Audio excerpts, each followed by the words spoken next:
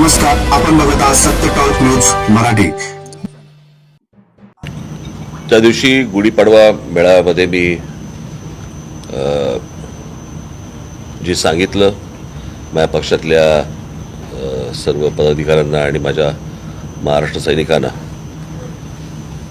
की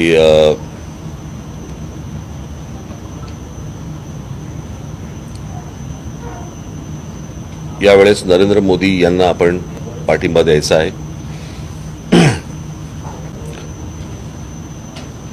त्याचं मला असं वाटतं विश्लेषण मी त्या दिवशीच्या सभेमध्ये मी केलेलं आहे। पहिल्या 5 वर्षातल्या काही गोष्टी ज्या मला पटल्या नाहीत त्याच्या बाबतीत मी जो विरोध करायचा तो विरोधही केला।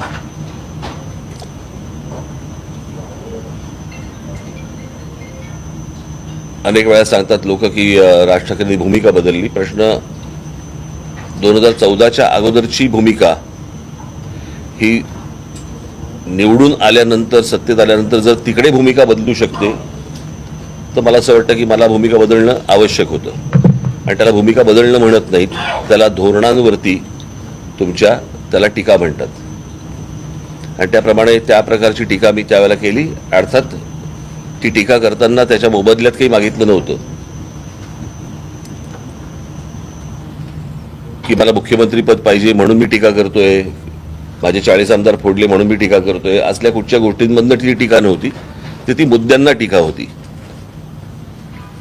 त्या भूमिकांवरती ज्या केलेली टीका होती। त्याच्यानंतरच्या पुढच्या 5 वर्षामध्ये काही गोष्टी ज्या चांगल्या झाल्या त्याचं स्वागतही मी केलं। जसं 370 कलम रद्द होणं, राम मंदिर सारखा एक विषय, इतका मोठा विषय। म्हणजे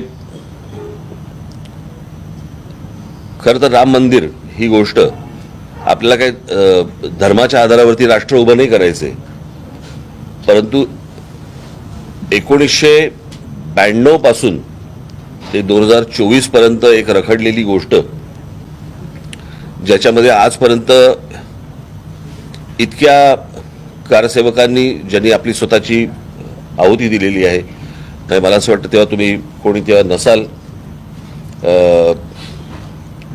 त्यावेळेला दूरदर्शनवरती एक काही स्लॉट्स यायचे वेगवेगळ्या काही चॅनल्सचे अर्ध्या तासाचे। त्याच्यामध्ये शरयू नदीमध्ये टाकून दिलेली कारसेवकांची प्रेतं, त्यांना ज्या प्रकारच्या गोळ्या घातल्या गेल्या होत्या त्या आंदोलनामध्ये, जे कारसेवक मारले गेले होते,